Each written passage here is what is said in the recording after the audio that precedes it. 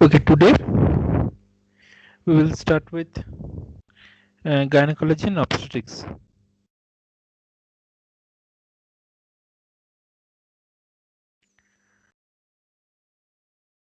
The longest diameter, first question, longest diameter of fetal skull is occipitofrontal, submentobrachmatic, suboccipitofrontal, mentovertical.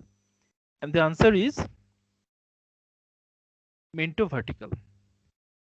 So let's revise the diameters of the fetal skull. The anterior posterior diameters of the head which may engage are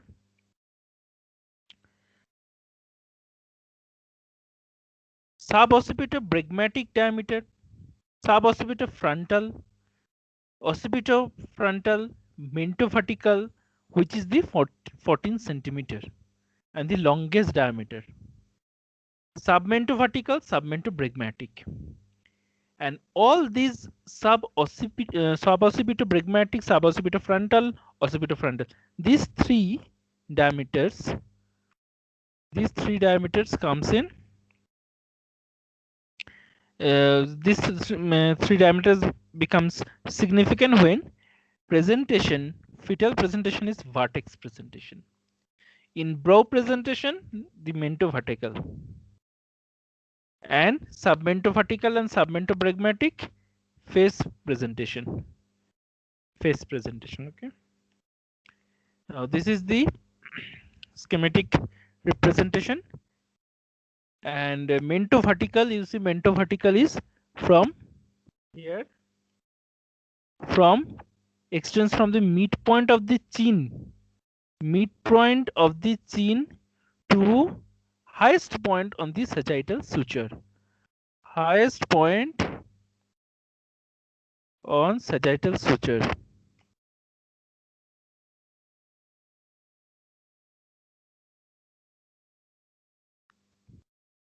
Midpoint of the chin to highest point in the sagittal suture. This is mentovertical. And others diameter, you see occipitofrontal. Occipitofrontal is 11.5 centimeter. 11.5 centimeter. Vertex presentation. This is occipitofrontal. Occipital region to frontal region. Occipitofrontal. Okay. So these are the diameters, and the main thing is that these some of the important points like mentovertical. Mentovertical diameter is the longest diameter of the fetal skull, which is 14 centimeter. Then occipitofrontal, all this you have to remember the centimeters, and the presentations, corresponding presentations we get. These are also important point. Okay. Okay, next is transverse diameter, which are concerned in the mechanism of labor, are biparietal diameter that extends between two parietal eminence. Biparietal diameter.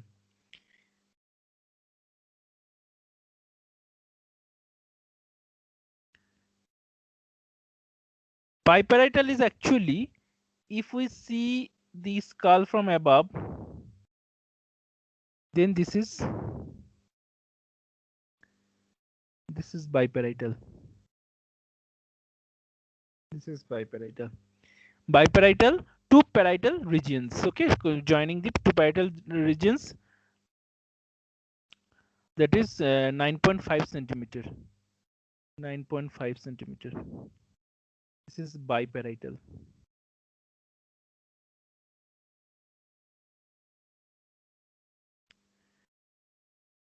Parietal eminence. Two parietal eminence joining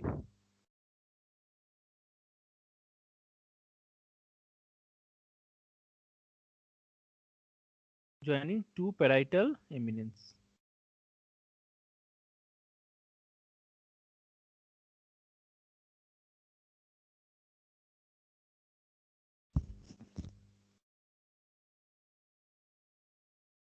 Okay. Subparietal 8.5 centimeters. Subparietal 8.5 centimeter. Bitemporal diameter 8 centimeter by mastoid. 2 temporal regions, 2 parietal regions, 2 mastoid regions. All these. Biparietal 9.5, bitemporal. Temporal region is this. This is temporal region. Bitemporal. So the left side and the right side. Okay. This is bitemporal and bimastoid diameter. All this.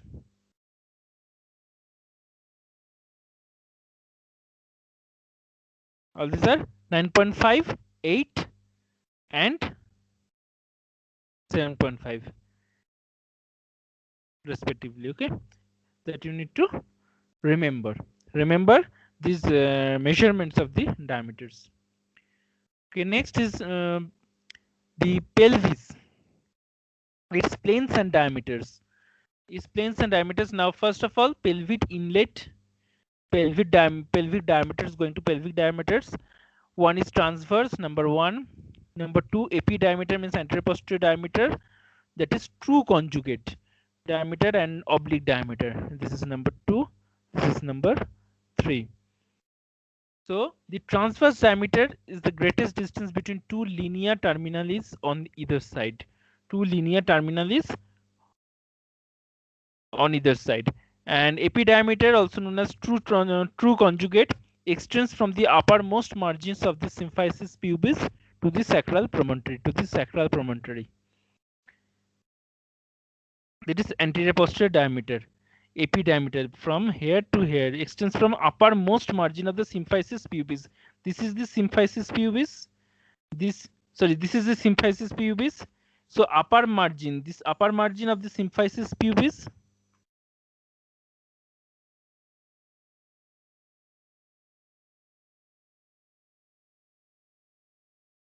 Symphysis pubis. Okay, the upper margin of the symphysis pubis to the sacral promontory. This red line. I have drawn this red line. This red line is the AP diameter. What is it? AP diameter. Anterior posterior diameter. Okay. Next is oblique diameter, extends from one of the sacroiliac synchondroses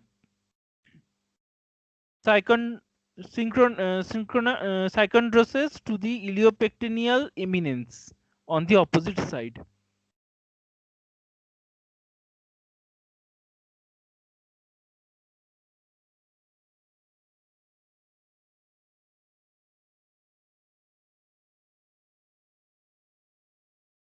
Okay, this oblique diameter.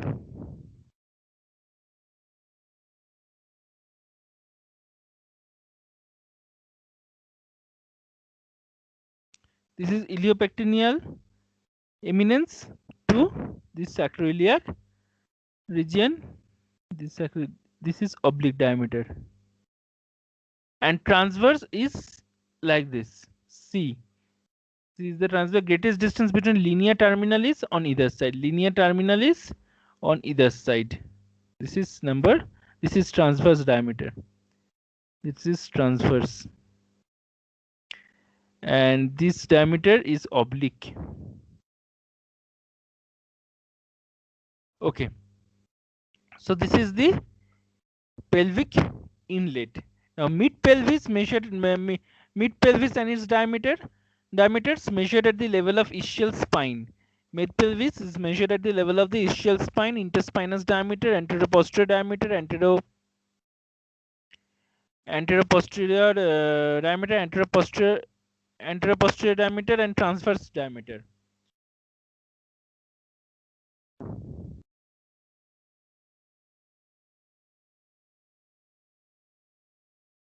Oh, sorry. Oh, not this.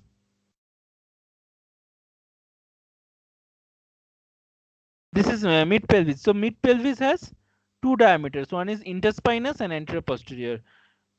Okay, mid pelvis. One is interspinous. Another is AP or anterior posterior.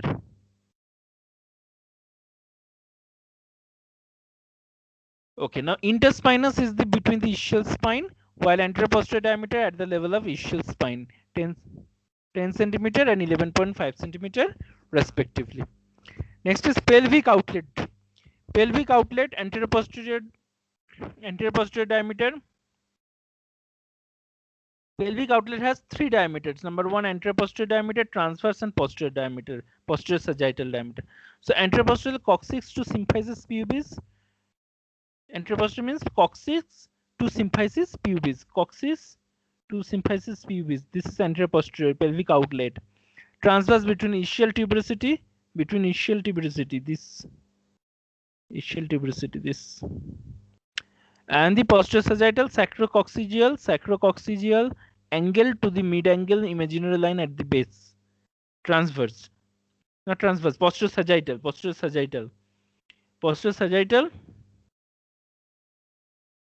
is sacrococcygeal angle to midline imaginary line at the base.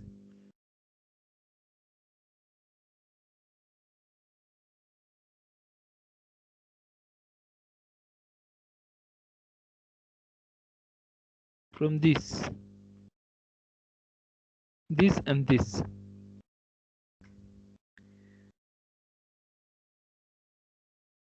This and this. These two posterior sagittal. That's why posterior sagittal. And this is the transverse. Transverse is this. Transverse is this. Anterior posterior is this. And this is posterior sagittal. Okay. So these are the three diameters of pelvic outlet. Mid pelvis, pelvic inlet, pelvic outlet. All the diameters you need to remember the measurement definitions, means from where to where, and the dimension, I mean the size, that is how much centimeter. All must be remembered very minutely. Okay, so skull also, fetal skull also, and diameter also. Okay, planes and diameters of the pelvis. Planes and diameters of the pelvis. The pelvis is described as having four imaginary planes. One is plane of pelvic inlet, superior straight, mid pelvis, least pelvic dimensions, pelvic outlet, inferior straight. Plane of greatest pelvic dimensions of no obstetrical significance. If questions are asked about pelvic diameters, regardless of pelvic plane, then transverse diameter of pelvic inlet has the largest diameter, that is 13 centimeter. If it is not in the option, next option is oblique. So transverse diameter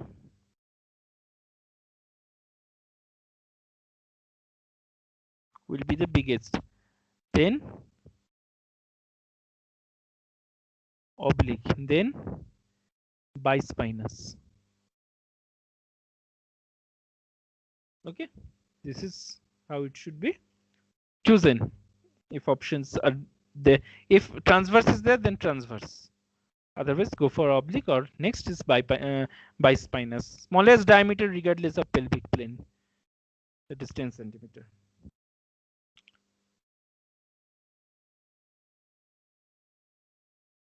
Okay, so shortest distance between the sacral promontory and symphysis pubis, that is obstetrical conjugate,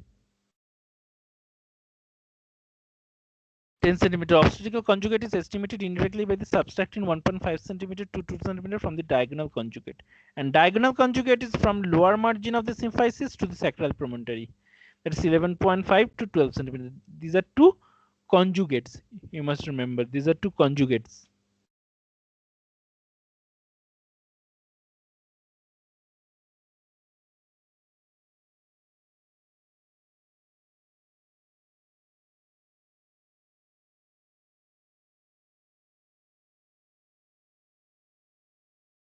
Okay. Okay, next question. Pelvic inlet is to pelvic prominent iliac spine in which type of pelvis?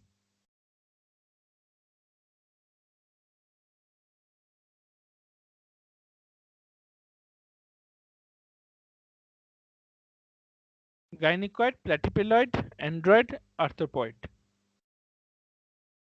The answer is Android. In Android,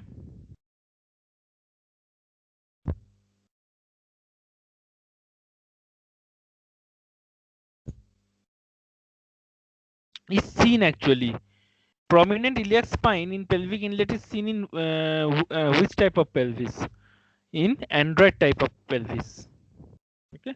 So prominent ischial spine is found or seen in the case of Android type of pelvis. Pelvis type most favorable for delivery is gynecoid. Very important. Most common type of pelvis in females is again gynecoid. Heart-shaped pelvis is Android type pelvis. Flat pelvis is platypeloid pelvis, and pelvis most commonly associated with face and brow presentation is which pelvis? Platypeloid pelvis. That is flat pelvis.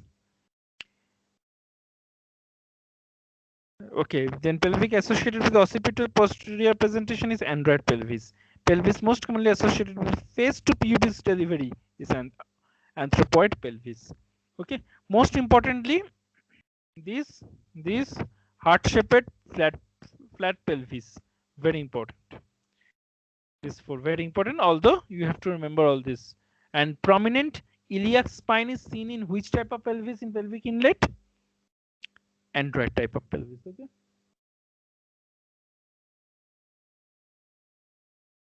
So these are the types of pelvis. These are the types of pelvis.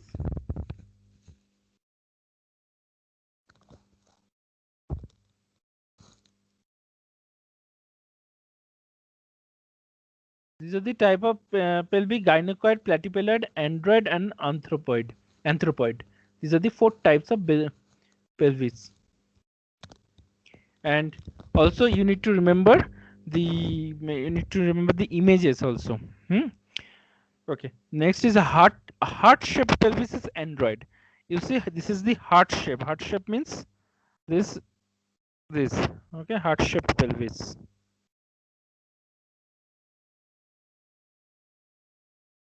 Another is pelvis most favorable for delivery is gynecoid. Most favorable for delivery.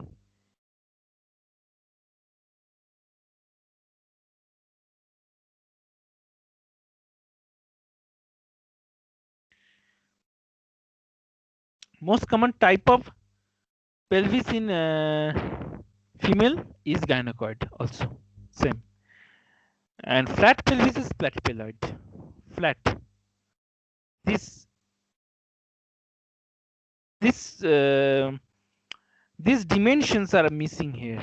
Like the angle of the curvatures are not so much curved. Not so much curved. So this is quite flat, like this. Not like this. Okay. So the curvatures are more or less flat. That's why flat pelvis. Flat pelvis. Okay. So must be remembered all these points and also the image, corresponding image. Okay. Next question: corpus luteum formation occurs on which day of menstrual cycle? 15th day, 22nd day, first day, or 28th day? Corpus luteum formation. So answer will be 15th. Obviously after ovulation, right? Ovulation, right? So following ovulation occurs at 14th day. The remaining follicular cells left by the ovulated follicle differentiate into corpus luteum, right? So after the ovulation occurs, the follicular cells left by the ovulated follicle, the follicular cells left by ovulated follicle, they differentiate, they differentiate into CL or corpus luteum. Corpus luteum. Okay, so this corpus luteum secretes progesterone. Progesterone causing secretory changes in the endometrium. Causing secretory changes in endometrium. Must be remembered. Cl secretes, corpus luteum secretes progesterone. Menstrual phases, first of all. So let's devise menstrual phases. How many phases are there? Mainly there are ovarian phase, endometrial phase. Two phases are there. Okay.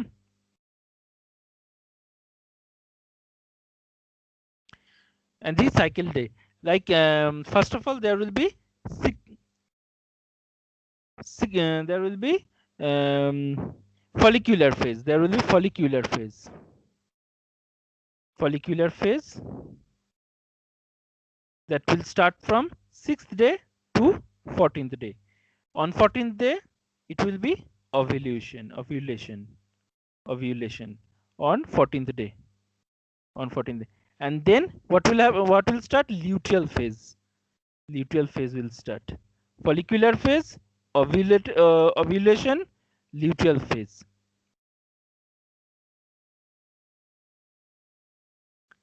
Luteal phase. And then it will start from 15th day till 28th day. 28th day, and there will be next menstrual phase. Menstrual phase marked by menstruation. Marked by menstruation means starting of the menstruation will be will be considered as the first day of menstrual phase, and that's why the day when the bleeding starts, we will consider that as first day. This runs for first the first 1 to 5 days. 1 to 5 days, and then again from 6th day the follicular phase. Okay, so now another thing is that whole menstrual cycle, it can be divided into two cycle. The whole menstrual cycle can be divided into two cycle. One is the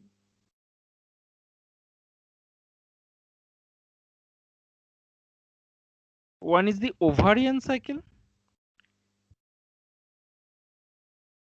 The cyclical events that occurs to the ovary, that is ovarian cycle.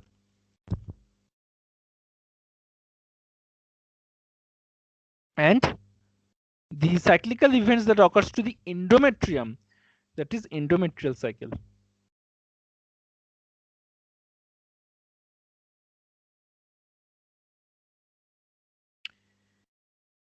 So what happens in the first 1 to 5 days? First day will be starting of the menstrual phase. So as it is cycle, we need to arbitrarily start from one important event. That is why this whole menstrual cycle, we study it from the first day of bleeding. So the first day of bleeding, that will be start of the menstrual phase, and there will be the start of the menstrual phase, and day 1 to day 5.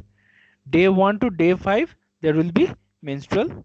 There will be ovarian phase or early follicular phase. It can also be said as early follicular phase or menstrual phase. If we for ovary, it is early follicular phase, because follicle will just bud, just start. Follicle will start growing.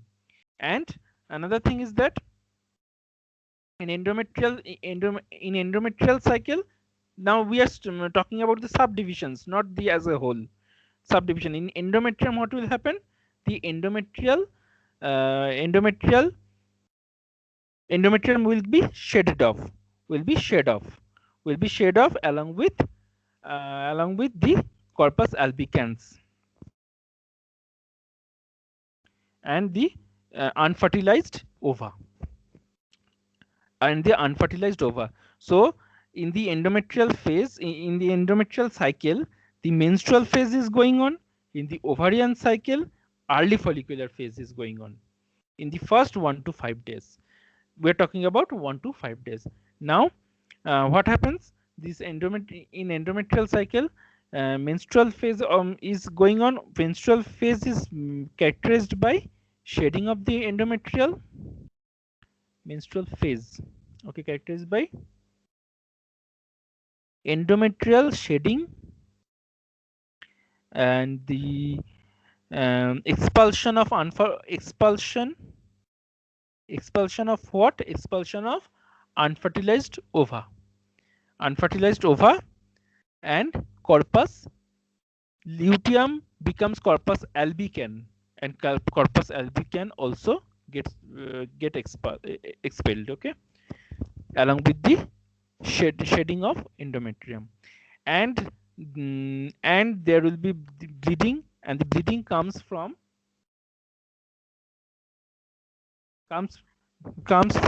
the spiral arteries, comes from the spiral arteries that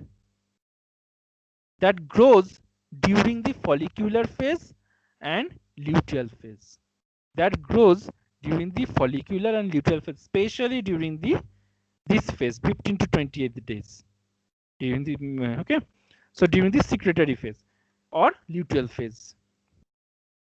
So these three things mainly happens in menstrual phase.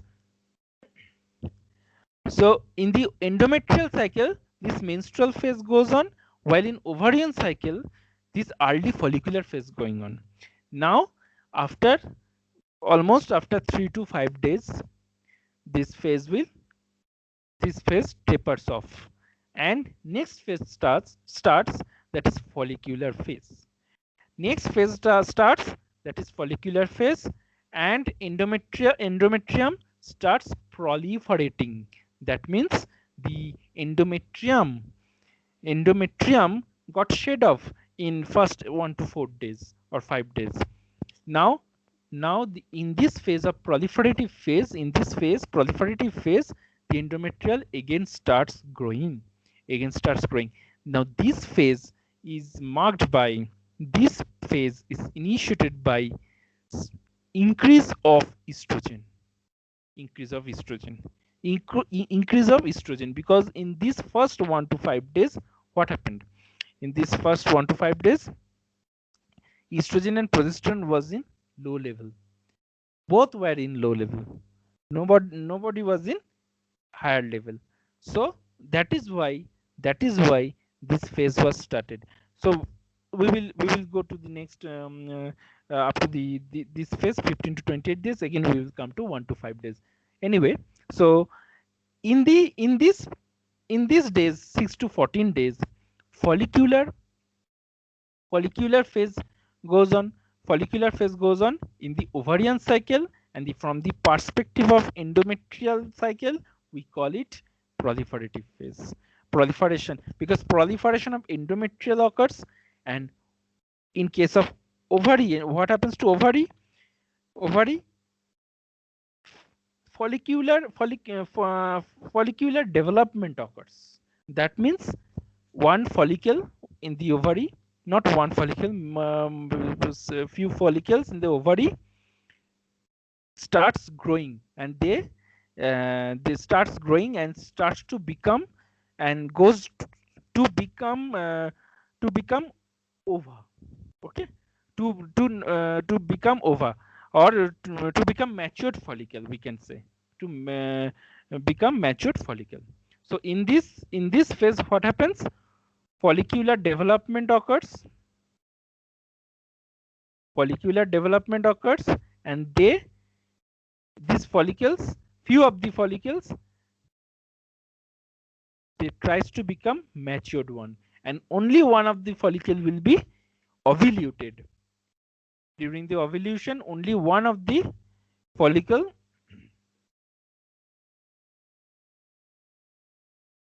will ovulation occurs, and one of the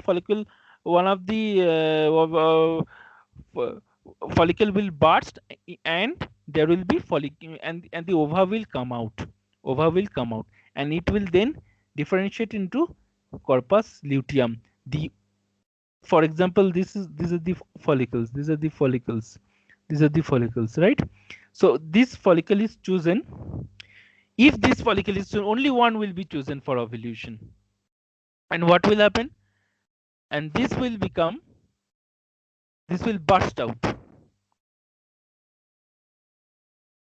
This will burst out, and ova will come out.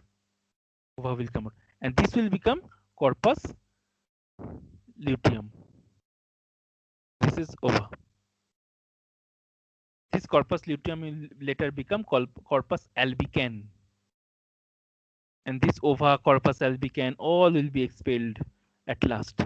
So anyway, it will now, for as of now, on the 14th day, we are talking about the 14th day, the day of ovulation.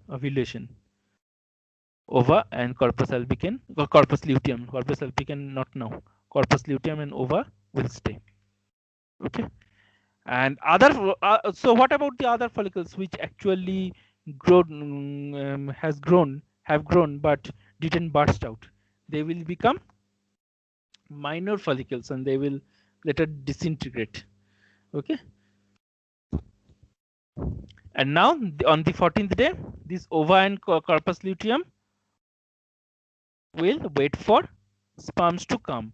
But if they do not come, then if they come, then fertilization occurs within 24 hours, and the course just changes. Course changes to development, blastocyst formation, implantation, first fertilization, blastocyst formation, implantation, and the course changes and goes towards pregnancy. That's different. So we are talking about normal menstrual cycle. Okay. So ova and corpus luteum stays here. Now after 14 day, after 14th day, 15th day starts. 15 to this phase starts. That means the endometrium now secretes progesterone. Progesterone will increase now. Progesterone will increase. Progesterone will increase and secret that's why it's called secretory phase. That's why it's called secretory phase. While this ovarian cycle will undergo luteal phase. And this progesterone is actually estrogen. Estrogen did two things. Number one, follicular growth.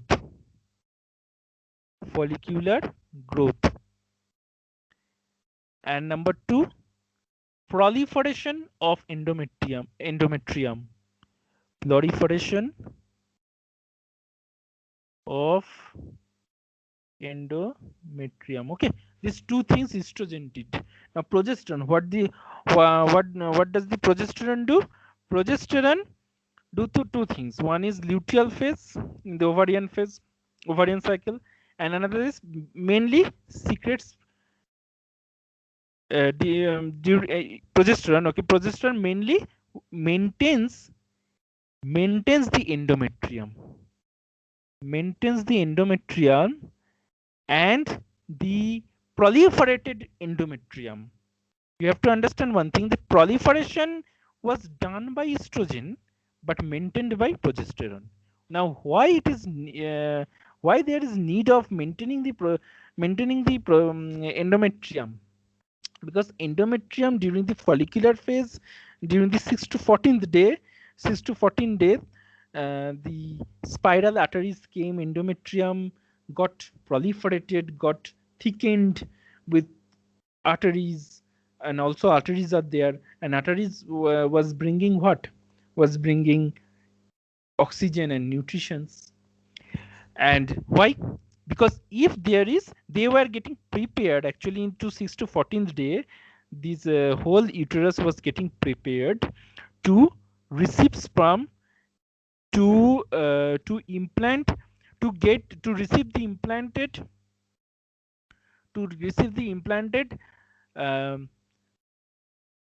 or fertilized ova to get implanted on the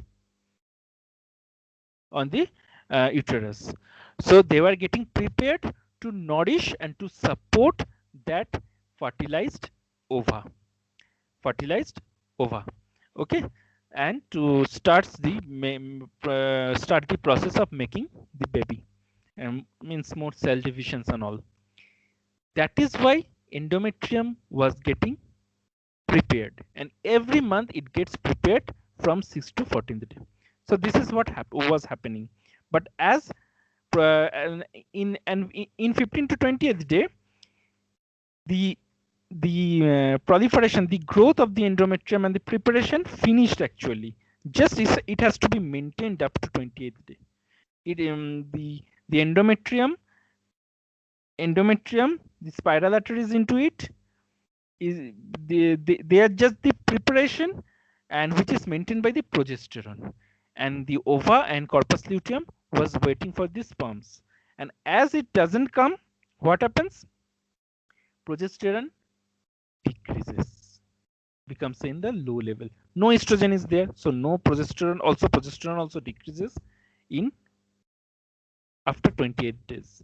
And after 28, it can be 20 days, it can be 28th day, it can be 20th day.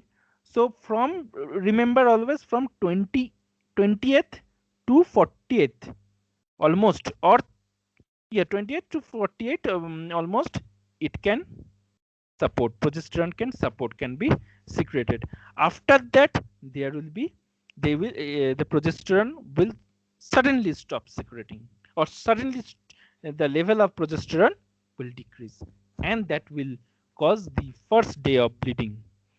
By because the progesterone is the level of progesterone will abruptly decrease, and due to abrupt decrease of progesterone level, the endometrium which was maintaining, which the progesterone was maintaining, will fall off, will start shedding, spiral arteries will also get damaged and distracted, and blood will come out along with the debris of the endometrial tissues.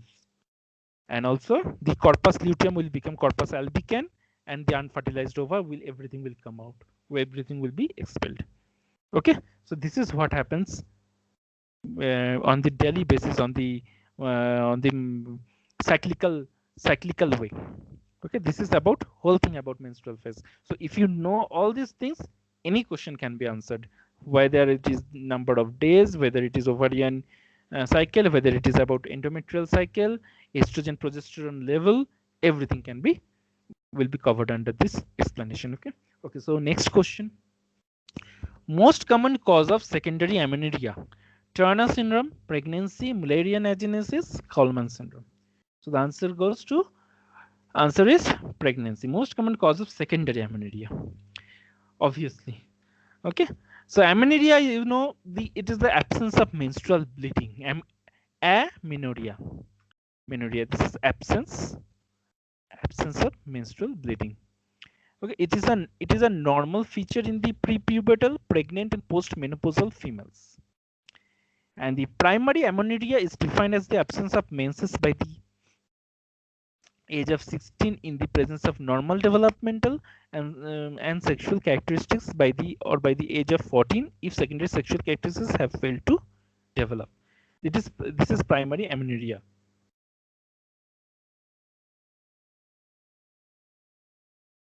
And secondary amenorrhea refers to the absence of menses for 6 months or more in a woman who, now the criteria comes, who previously had or used to have regular menstrual cycle. For them it is secondary. For them it is secondary amenorrhea.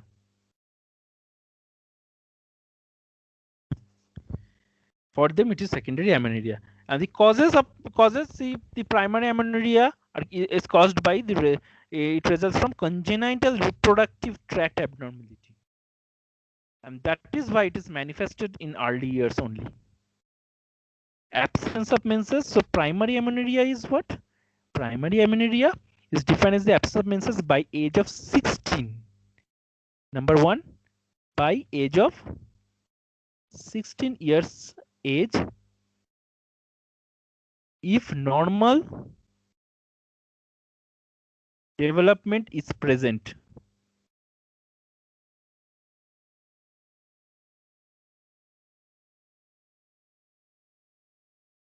Normal development plus sexual characteristics. Sexual characteristics. This is by 16. And number 2, second criteria is by age of 14. If secondary sexual characteristics have failed to develop, secondary sexual characteristics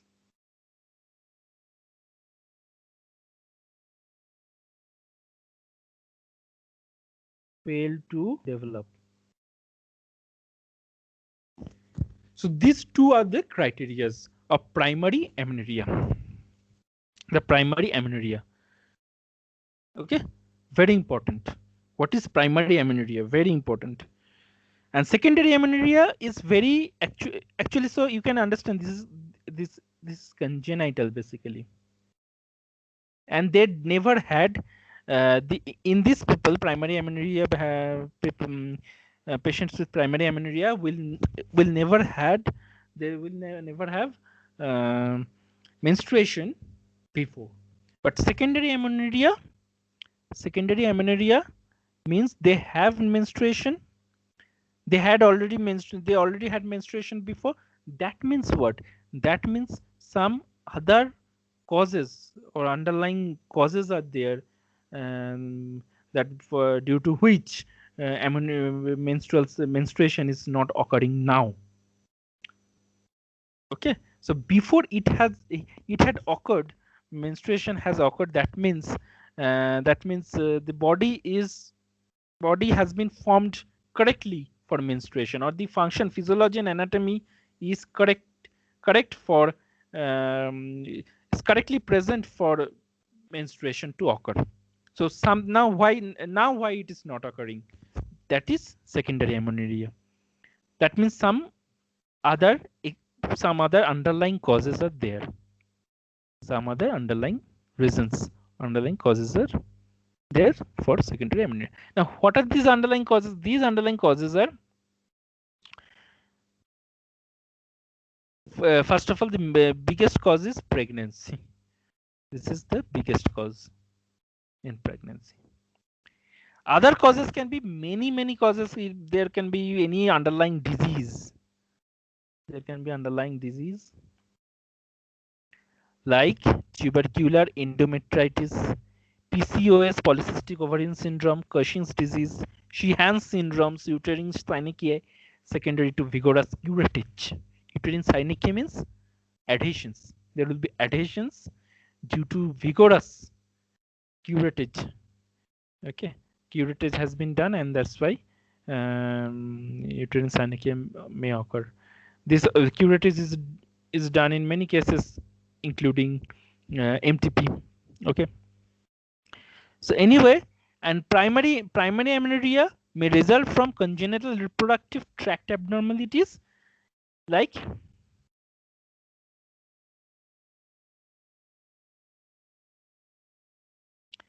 first of all, HPA dysfunction, hypothalamus pituitary axis dysfunction. Hypothalamus pituitary axis dysfunction, then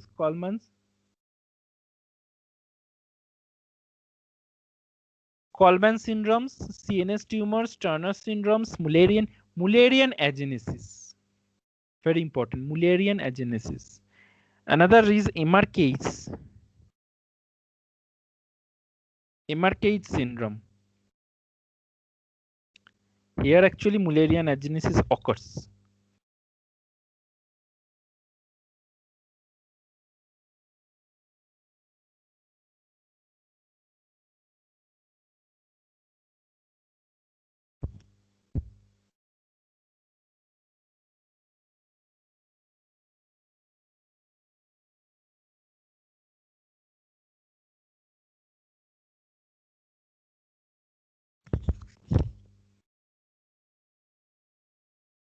So yeah, so Turner syndrome, Mullerian agenesis. So Mullerian agenesis may occur in Emarcage. Emarcage is Mayer-Rokitansky-Koster-Hauser syndrome.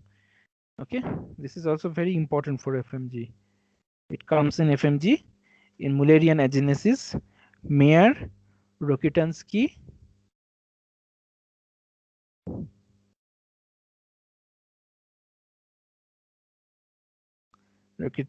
Custer,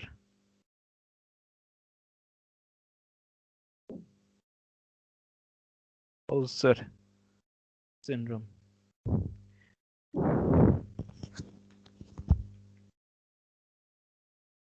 So in this, actually what happens, the vagina and the uterus both of them are underdeveloped or maybe absent, but but the external genitalia is normal. External genitalia is present. So from before only, from the start only, there will be no menstruation. And that is why this is another thing. So the problem lies in where? Problem lies in the reproductive tract. That is why it is called it is the its amenorrhea is classified as primary one. Okay. Okay, and the secondary one means there will be underlying disease. Simple. There will be underlying disease, and this is all these are tubercular endometritis, PCOS, very much predominant. Then Cushing syndrome, Sheehan's, uterine synechia. Okay, but the most common cause of secondary amenorrhea is pregnancy. Okay. The most common cause of secondary amenorrhea is pregnancy. Other cause of secondary amenorrhea is given there only. Okay. So next question.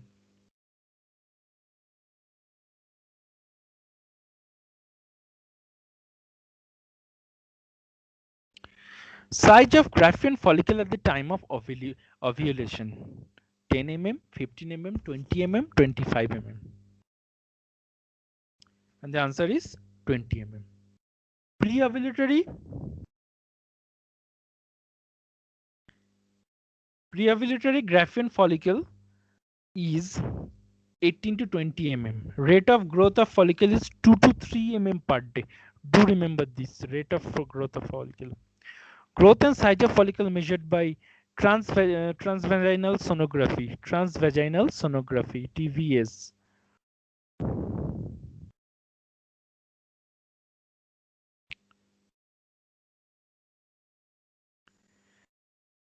Started on 10th day of the cycle. So growth and size of the follicle measured by TVS started on 10th day of the cycle, and it is done alternate day. Just prior to ovulation, its size of the follicle is 18 to 20 mm, and endometrium is trilaminar in appearance. Endometrium is trilaminar in appearance.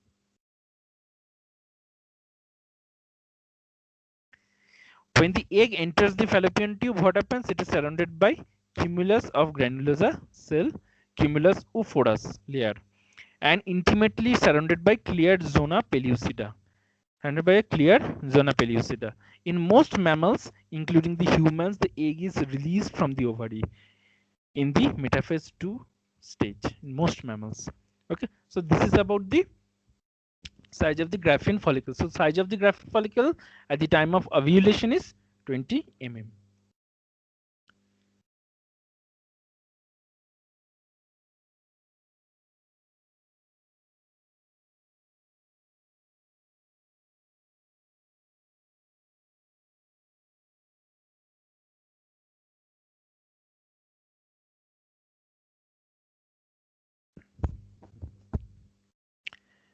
So this is the this is the histological specimen. This is the pre-ovulatory Graafian follicle. Pre-ovulatory Graafian follicle. This is the antral cavity. Inside is the antral cavity. Secondary follicle is inside this. This is the growing secondary follicle, and this is the secondary follicle grown. Okay, this is cumulus oophorus. This small, these are cumulus oophorus. Here it comes. Oocyte this is the oocyte. Zona pellucida is one line. So you must remember these images. Okay, theca interna, theca externa. externa theca is more dense. Is more dense, while it is less dense. Theca interna less dense. Okay. So you must remember the histological specimen as well, because for ABQ, image based question. Okay. Okay, now comes to stages of development of the ovum. Stages of the development of the ovum. First of all, there is oogonia. Oogonia. Oogonia gives primary oocyte. So oogonia gives primary oocyte, which undergo meiosis and get arrested in prophase. Meiosis and arrested in prophase, which gets completed just prior to the ovulation. Prophase. Prophase, and it get arrested like this only. And when the child is born, then child is develops and grows.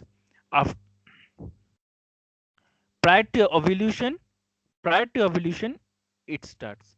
Now all oocytes are in the prophase state, prophase phase, prophase. So just before ovulation, in every ovulation, in a female, each oocyte matures from starts or continue from prophase. So when a girl starts menstruation starts in a female person. So what happens? Each of these, so there are many oocytes in prophase arrested in prophase phase, and in every ovulation, these each of these oocyte will continue from the prophase phase. Okay, so continue from the prophase phase just prior to ovulation, and then after ovulation, what happens? They become secondary oocytes. Oocyte, that is 23X. And another debris will be given, right? That debris is first polar body. That is first polar body. Just prior to ovulation. Ovulation has not occurred yet. Is about to occur. Now secondary oocyte undergo meiosis again. That is called meiosis 2.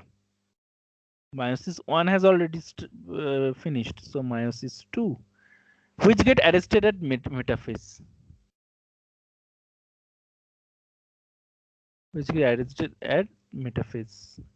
Metaphase. Now ova.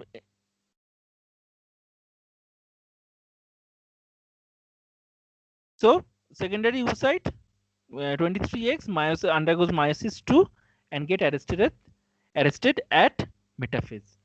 Then ovulation occurs. And after ovulation, what happens? We have studied. And these oocyte, secondary oocyte, will wait till the sperm comes. If the sperm doesn't come well and fine, it will get expelled. If it comes and fertilization occurs, then at the time of fertilization, this secondary oocyte becomes ova, right? Ova 23X, and another debris will come out. That will be second polar body. And this second polar body will and this whole thing will occur at the time of fertilization, during fertilization.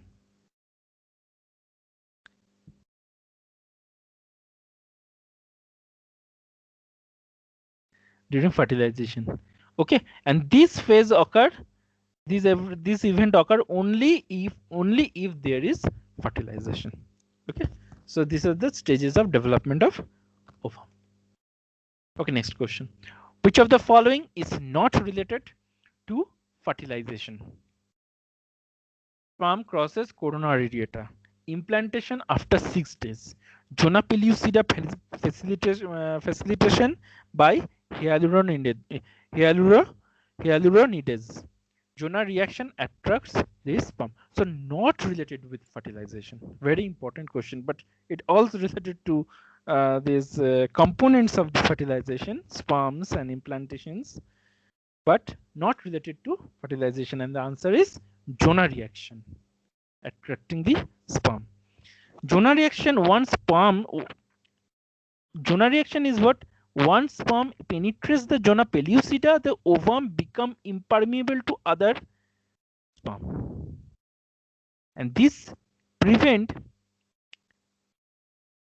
polyfertilization or palisperm. Therefore, zona reaction doesn't attract sperm. Basically, sperm actually causes zona reaction. That is true.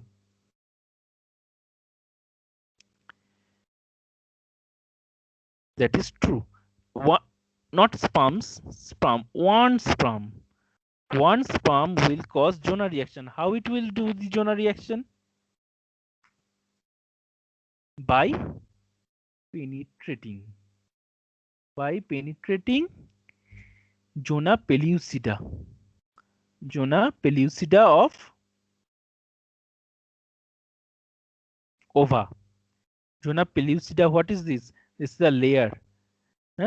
This is a layer. So it only one sperm penetrates zona pellucida layer of the ova, and that ovum becomes, then the ovum, what happens? Then the ovum becomes impermeable.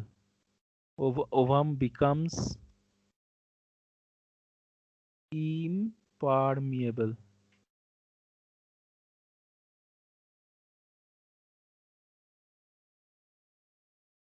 Becomes impermeable to other sperms, and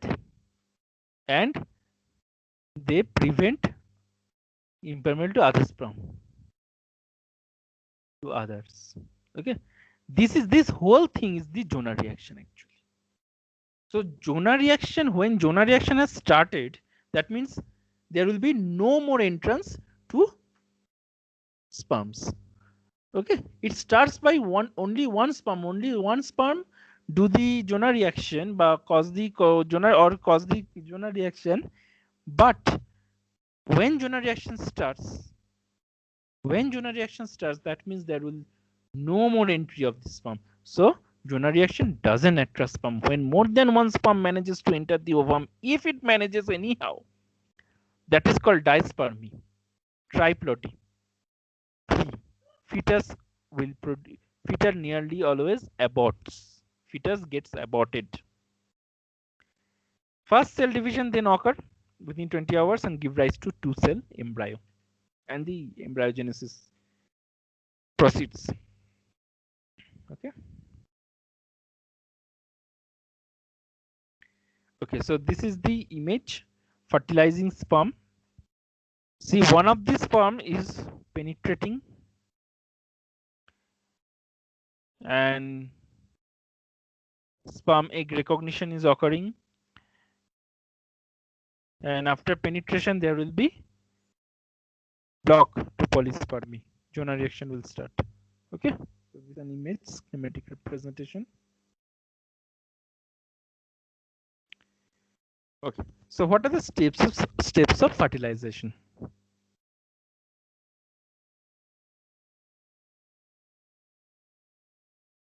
What are the steps of fertilization? So the steps of fertilization are the capacitation, chemotaxis, binding of progesterone surface receptor, agrosome reaction, zona pellucida, and okay, then we will see. Now, first of all, what happens?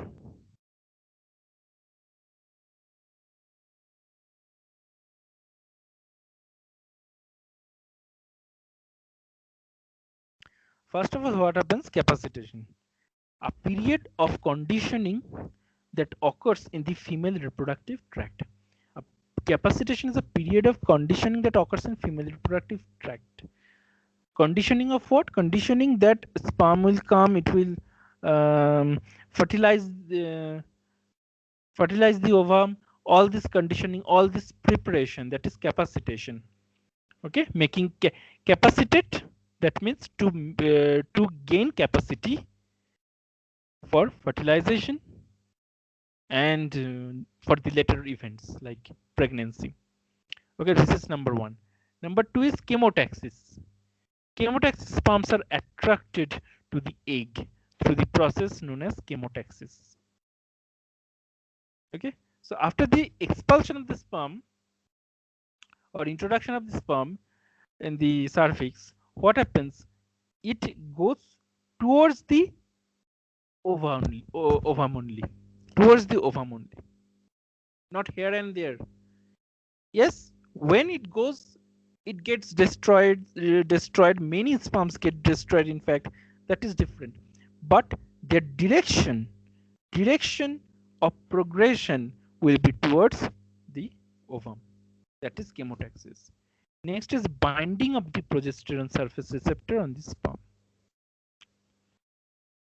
Then increase, leading to increase in intracellular calcium ion concentration, which increases sperm motility. Binding of progesterone surface receptor on the sperm, leading to intracellular calcium ion concentration, increases sperm. So when sperms are in the female reproductive tract, they bind to the progesterone surface receptor. Progesterone surface receptor, what happens? There will be intracellular calcium ion will increase inside the sperm. It will increase inside the sperm. What will increase? Calcium ion will increase, and it will lead to what? It will increase the sperm motility. Okay, so first of all, gaining capacity. Gaining, who is gaining this? Female reproductive tract. Okay, gaining capacities. Then chemotaxis, that is the sperms going towards the ovum only. Then intracellular calcium ion increase. What cell? Sperm cell. Okay.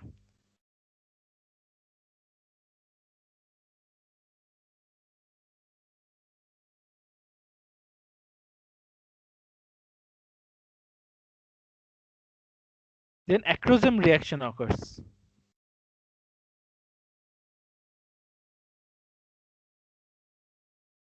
Then acrosome reaction occurs. Perforation form in the acrosome occurs in ampulla. Then acrosome reaction means perforation form in the perforation occurs in the acrosome of the sperm, occurs in the ampulla, in ampulla of Vater, in uterus. There acrosome reaction occurs.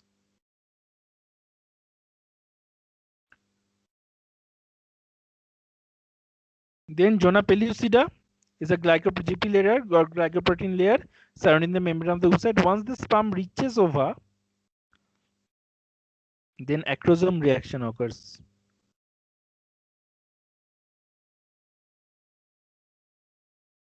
And then once the sperm reaches the ova, there is release of hyaluronidase, and due to this release of this hyaluronidase,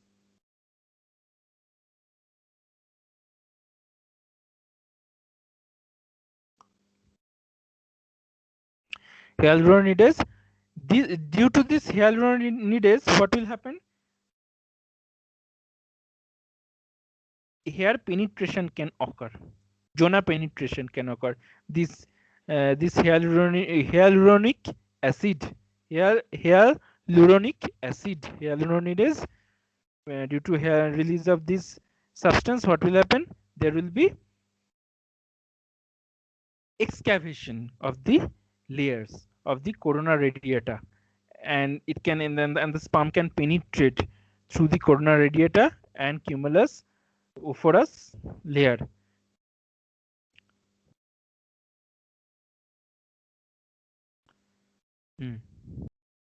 Corona radiata and cumulus oophorus layer, right? Cumulus oophorus and corona radiata.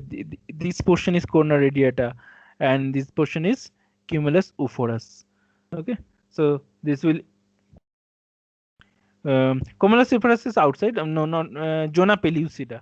Zona pellucida and corona radiata. So first is corona radiata, and second layer from outside to inside. Second layer is zona pellucida. So with by secreting hyaluronidase, sperm will excavate corona radiata and start penetrating. One sperm, only one sperm, only one sperm. Okay, then corona radiata will be excavated and the sperm will try to enter towards the zona pellucida.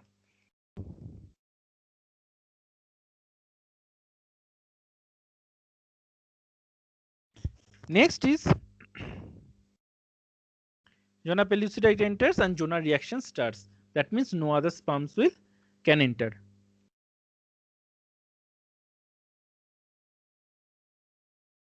Glycoprotein on the outer surface of the sperm then bind with glycoprotein on the zona pellucida of the ovum.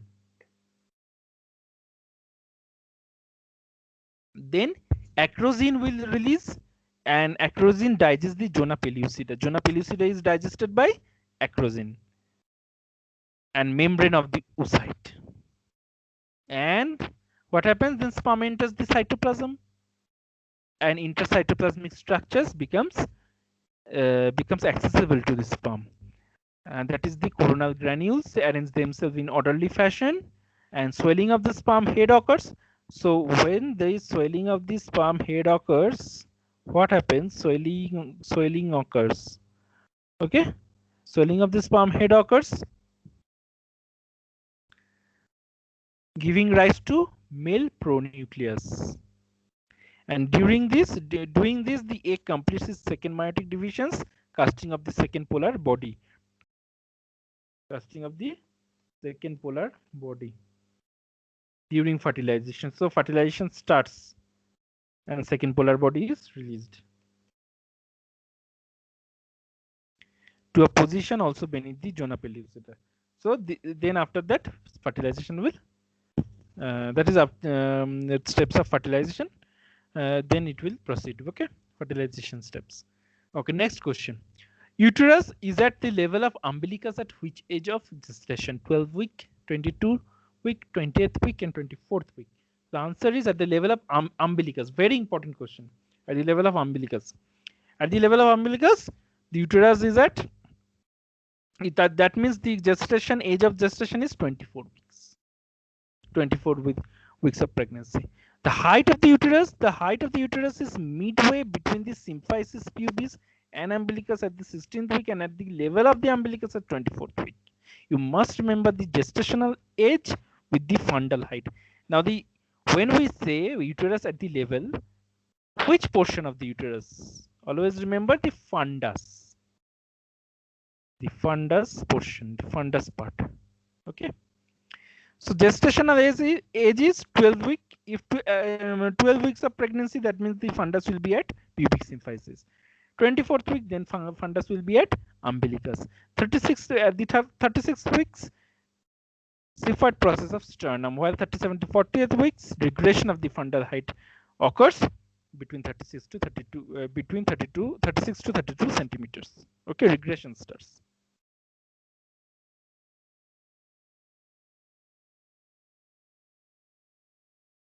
(36 to 40). Regression starts, fundal height regression starts, but it becomes widened. And then pregnancy occurs. And then everything is fine. Uterus comes back to its normal position.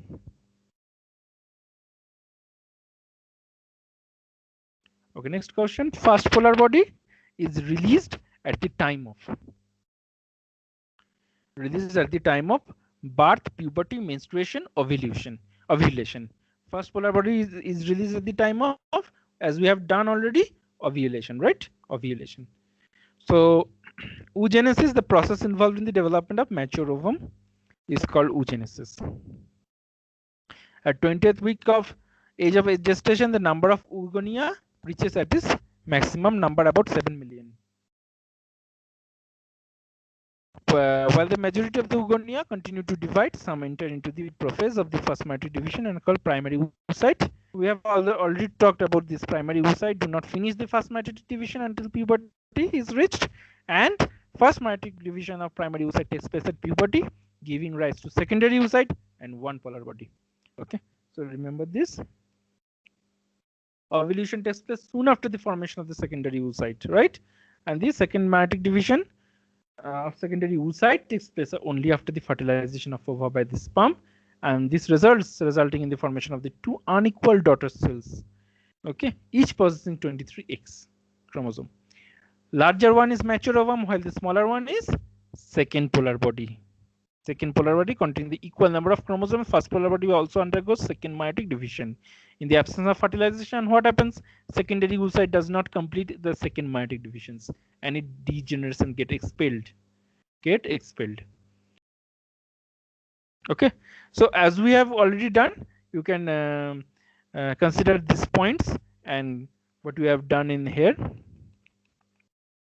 we can correlate with this. Okay, you can correlate with this, the stages of development of ovum.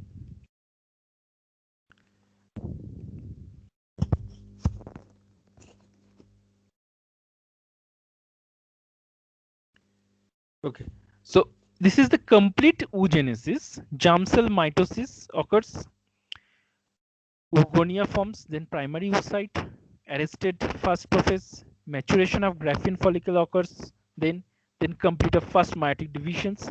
When complete of first meiotic divisions,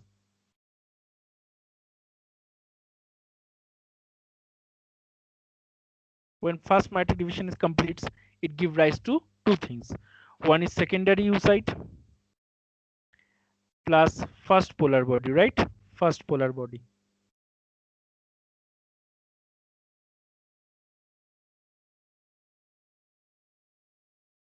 And first polar body, it ends, no role, no such role. Okay, secondary oocyte continues to ovulation. If it is fertilized, one course. If it is not fertilized, then another course. Fertilized, completion of secondary meiotic division. Second meiotic division, and not fertilized, degeneration occurs. Degeneration occurs. So if fertilized, second meiotic division occurs, either female, so it will gives out female pronucleus from female part. Okay, pronucleus from female part, 23X plus second polar body. This is also 23X second polar body. So plus second polar body, PB, second polar body. Okay, so this is about oogenesis. Next is spermatogenesis. Spermatogenesis, germ cell mitosis occurs to form germ cell. First of all, starting with the germ cell.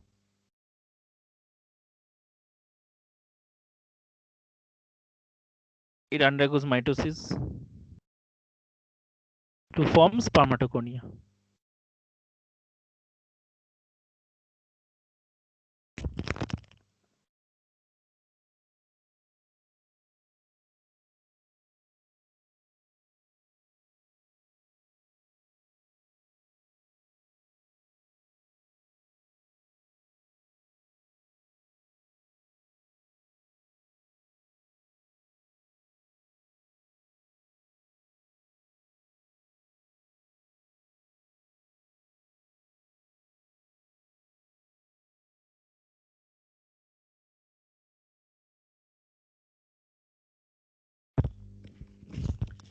Then spermatogonia will develop into first primary spermatocyte.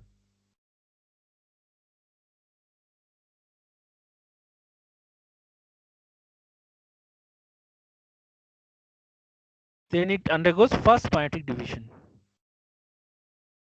and then secondary spermatocyte occurs. Through first meiotic division, primary spermatocyte becomes secondary spermatocyte. It divides into 23X or 23Y. It is the now whichever will enter. Now let's see what happens. Then secondary meiotic division occurs, and it will give rise to 23X, 23Y with along with 122X, 23Y.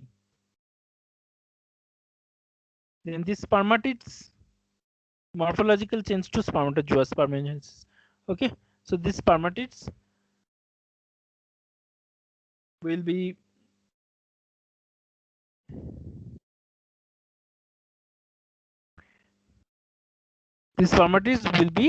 getting into will fertilize this spermata.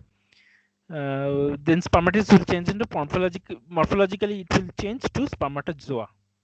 Okay, and this spermatozoa or sperm will fertilize the ova, will later fertilize. So this after this there will be fertilization. There will be fertilization, and we have already studied about the fertilization and the hyaluronidase, how it excavate the layers of the ovum. Okay, this zona penetration occurs.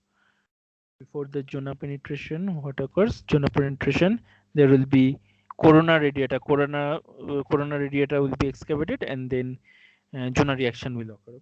So it will proceed like this. Okay, that is the